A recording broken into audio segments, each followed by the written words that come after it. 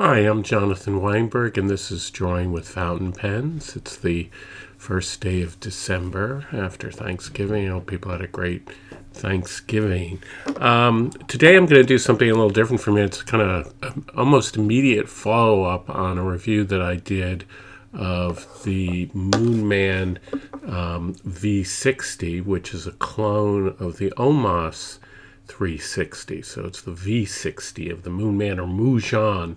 I'm going to go with Moonman to describe this because even though they have changed their names, it has something to do with dispute in Europe. On the pen itself, it says Moonman. Anyway, this is the pen that I reviewed approximately 2 weeks ago, and I really liked it. A lot of people, somewhat controversially, don't like the pen that well. I talked about it as a first look because I wanted to be sure that people realize that I hadn't used it a lot, but I've used it now for 2 weeks, and I'm still very pleased with it. One of the things that people found wanting, I guess, about the pen was the sort of how difficult it was to take it apart. It is a piston filler, and I think a lot of people are used to pens from Asia being able to easily take them apart. For example, Twisby's come with a little tool that lets you take the piston apart, and Narval also does that, and some of, I believe, Moonman and Asvine pens come with such a tool. The tool is so handy that you can use it, in fact, if you have a Pilot Custom 823, you can use that to take it apart and clean it. Now, keep in mind, the expensive pen companies like Montblanc and Pilot itself doesn't come with a tool, and I don't think they recommend that you take their pen apart to clean it, but it's quite an easy thing to do. Pelican pens, also, it's easy to do, but again, they don't come with instructions about how you take the piston apart. But as I say, a lot of people now have sort of gotten used to being able to do that, and it's a fun thing, and it's helpful when you want to really clean the pen to be able to do that. But it shouldn't actually be necessary to do that. The piston should work well for years and years and not have to be lubricated. Anyway, because of the tolerance of a pen like this, to get it to be this triangular shape and everything, I think you can argue why they wouldn't want people to take at least the piston apart. But that might be different if you're talking about the ability to maybe screw out the nib, and I have to say, it would be great if you could just screw this nib out the way you can on a Pelican pen, and then it makes it much easier to clean. You can't do that with this pen. It turns out that I didn't know at the time when I did my first review, there is a terrific website blog devoted to restoring Goldfink pens. It's called Goldfink Berlin. Actually, it is run by Tom Westerwrich, I think is how you might pronounce it. I'm not sure you pronounce it in German. Anyway, he has this great blog in which he writes about fountain pens. He also has revived this particular brand and is making pens and restoring Goldfink pens. Anyway, he purchased a V60 and actually took it apart. I think he purchased a few of them and was able to take it apart using, as it turns out, a tool, a Montblanc tool for 146 that I guess is supposedly easily available on eBay. So as I kind of suspected, you can take this pen apart, but you need a particular tool in order to do it. I don't do that. I don't recommend taking the piston apart. Doodlebud, who also is big on taking pens apart, explicitly says don't take it apart. But I like the pen so much that I thought, oh, wouldn't it be great if you could replace the nib? So what I did is I ordered another one, and I also like the color yellow. So I ordered another one. Here's the yellow version. It was around $26 on AliExpress. It came for a Chinese pen incredibly quickly. It came in less than 2 weeks, which I was pleased with. And I bought this with the idea that I wouldn't mind if I broke it or took it apart. And I was able to take the nib out by soaking it in hot water, not boiling water, but water that was probably like 120, 130 degrees, and to gently sort of nudge the nib out of this section. Now, one thing about this that you have to be careful about is that the feed itself is very fragile, or these little fins have a tendency to bend. But as Doodlebun shows you, they actually, if you do bend them, they're very easy to straighten with a little knife, with like a pocket knife. And the solution is to sort of pull at the nib feed from the side rather than from the bottom, and to be very gentle with it. It doesn't easily come in and out, let's put it that way. And I could see how you could easily break this pen trying to pull the nib out. They clearly didn't create it with the idea that people should do that. But once I was able to pull the nib out, it was actually quite easy to put a Jowo nib in that I got at Goulet, a medium-sized Jowo nib, and put it in there. It fit perfectly, and get it back in.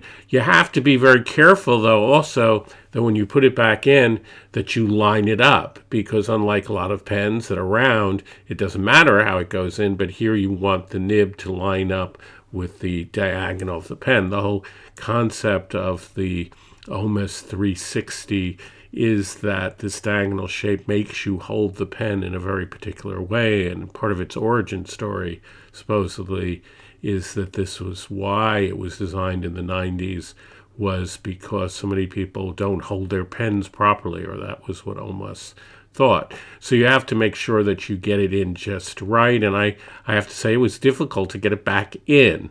So this is just keep this in mind, that you might break your pen trying to do this, to pull it in and out. So once I have got that water to get hot, and it's not boiling water, I would say it's maybe 120 degrees, something around that, because I don't want to melt the plastic. I soaked it for just a little while, and then I used some of this non-stick rubber that you use for like lining drawers. You can get it at Target, I think. And I used a little bit of that, and I put that around the nib, sort of putting my fingers on the side of the nib, trying not to bend the little fins of the feed. And I kind of nudge it back and forth a little bit and ease it out. Pull and nudge, and it comes out. And the other thing, though, it's very snug, so it's a bit hard to get it back in. When you get it back in, you want to make sure that you align the nib so that it is, right here, lined with one of the points of the triangle, because that's the whole point of the pen. And you got to do the same thing, kind of ease it in and out. It's not easy to do, and you can very quickly break the pen. So I've lined the nib up. So here I've lined the new nib up. This is the Goulet Jowo medium nib. Lined it up, and then it's the same idea. You nudge it back in, and it goes back in. You can see that it's a little off. Now that's pretty good. So now it's back in, and it's good to go. Once I did that, However, I've been writing with it, and it writes really beautifully because I like Jowo medium nibs. It's smooth. It writes perfectly. This becomes a really great pen. You can get those nibs, I think, around $15. So if you say 15, 25, this becomes a $40 pen with the Jowo nib, which I think is extremely competitive. Asfine, for example, one of their piston filler pens, now with the Jowo nib, the J16 is somewhere around the neighborhood of $50. So, and it's not, I think, unique, or it doesn't have this wonderful diagonal form, which I'm so impressed with. I also really, yellow is one of my favorite colors, so I really like yellow. One caveat about this pen, and I think it's true of the original design, is that there's a tendency for ink to kind of collect here at this section, and also to get caught in this Greek ornament. And you can see that with the black version of the pen, you don't have to worry about that, right, so much. The other thing is, I would suggest, if you're going to get the Jowo nib, I didn't have a gold one, so that's one thing that would probably bother a lot of people, is that this is a chrome steel nib, but you can easily get Jowo that are gold colored. You could also get a Jowo 14 karat nib, but that goes too much for me to put a $150 nib, or depending on how it cost, on a body that only was $25. I'm not sure that I would say that that's such a great thing to do, but you can experiment with it and decide what you do. It depends if you have some nibs around that you're not using. You might want to try this. I was very pleased at how perfectly this fit, and I will do a writing sample and to show you how well it writes. It's maybe a little too wet, but otherwise no problem at all getting the piston to work with the Jowo nib, and it really is now, I think, a terrific pen.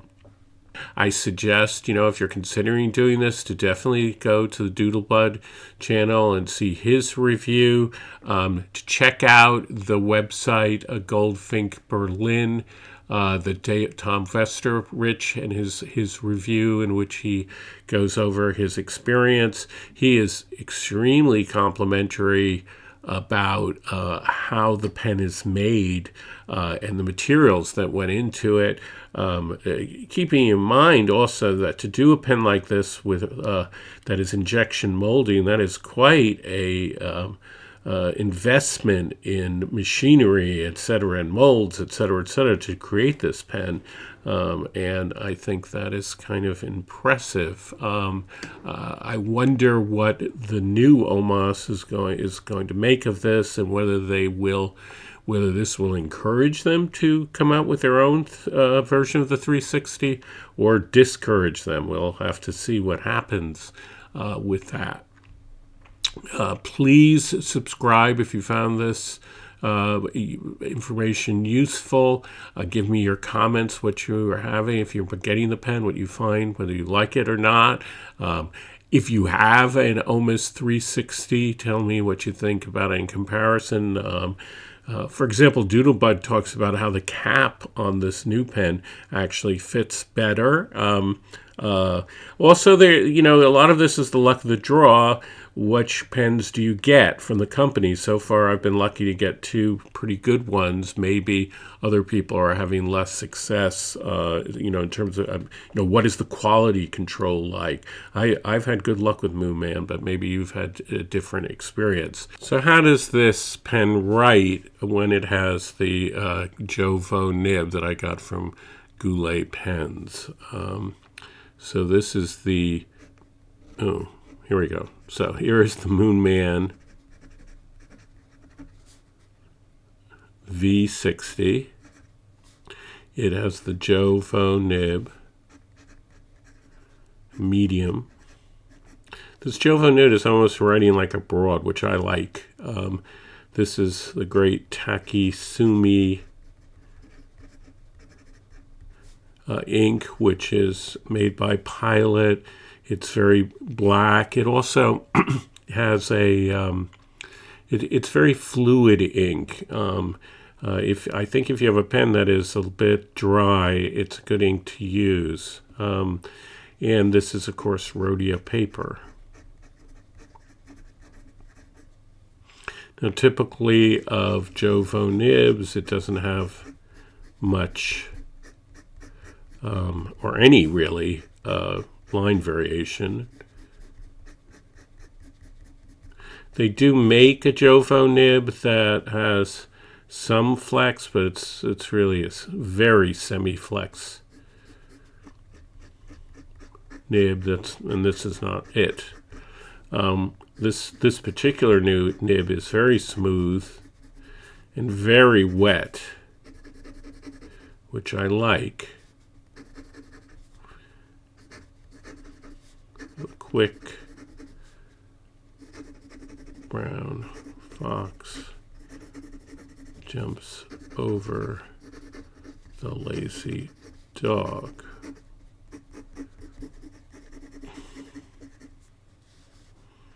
So now this has a really nice smooth nib. The nib that came with it was not bad. It only comes in an extra fine and a fine. The fine is almost like a Japanese medium. And so, in conclusion, I'm very pleased with the Majohn V60. I really do love the design, and I've even using it for a few weeks. I've become much more used with my hand to the width of it and writing with it. So I think that it's quite a bargain. Whether you decide to switch the nib up or whether you just go with the Moonman nib. I agree with Doodlebud. It would be great if Moonman added some more nib choices. I would also think it would be a terrific thing if they made it so that you could easily screw out the nib the way you can on a Pelican pen. That would help help a lot with cleaning, and it would mean hopefully that you could just switch nibs quickly. That would make it, I think, a bestseller, just a fantastic pen. But even now, for under $30, it's a terrific buy. Or even if you buy it, depending on where you buy it, if you buy it on eBay or Amazon, it's going to cost you more. But I think it's worth it. Now everybody's going to be making their lists of the best pens of 2024. I think it'll definitely be on my list. As always, if this is useful, please subscribe. It's the way to support the channel. We have recently almost gotten to 1,300 subscribers. I'd love to have 1,500 subscribers or 2,000 subscribers. Help me do that. Thank you.